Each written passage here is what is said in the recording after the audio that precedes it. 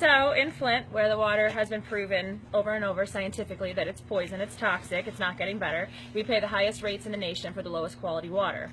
We're at Mission of Hope, where their water was shut off, I think, for a $1,200 water bill. My water bill is currently $1,049 as of today. We don't want to pay it. We keep fighting to pay it, but what happens if you don't pay the water? Historically in Flint, if you don't pay the water bill, they will shut you off after 90 days, cap your sewer, and then they can condemn your home. And if you don't have proper hygiene for your kids, then CPS gets called in.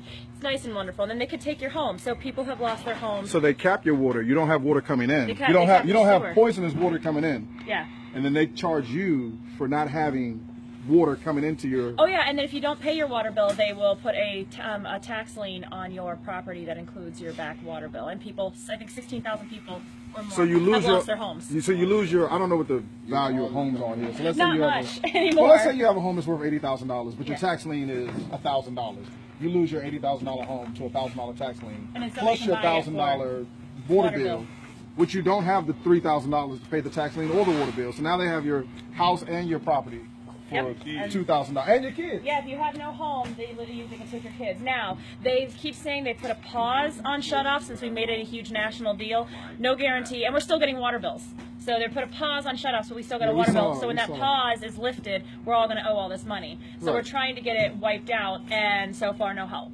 You know, no help. And many of us are still buying our own bottled water because getting down to the fire stations is almost difficult, if not impossible. And there are some places that there aren't fire stations or grocery stores, like the North End, close to where we're at now. So let me ask you, because we don't live here. So what's the sort of the, how do you deal with it every day? How do you deal with not I mean, you don't have drinkable, tolerable water at any, it's citywide, right? It's citywide.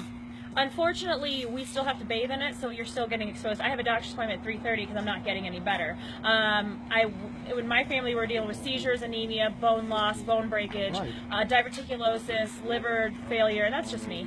And as well as breathing issues because you're breathing in the steam from the chemicals. So what you try to do is you try to limit your kids' exposure. You plan your meals. You're adapting to... Yes, you plan your meals around how much bottled water you have. If you don't have enough bottled water, you don't get to make soup, or you can't rinse your meat and your vegetables because you're not going to use that tap water. The filters they give out don't fit my sink because I have a pull-out sprayer. Also, we just found out that in a lot of homes, it's not enough anyways. The filters aren't filtering out the high levels of lead.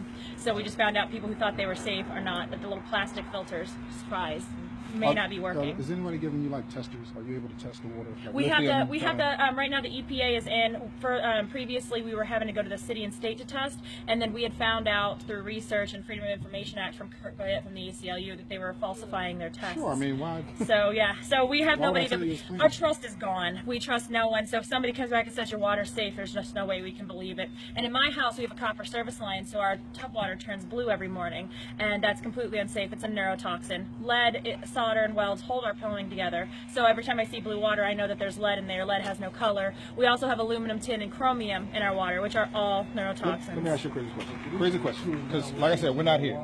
What will it take to fix the problem? Because you're here. This is ground zero for you. You're living it every day. Yes. What will it take, if money were no object, what would it take to fix the problem? Because we don't know. Because we don't live here. Replacing the pipes. The pipes were damaged by the caustic, untreated Flint River water.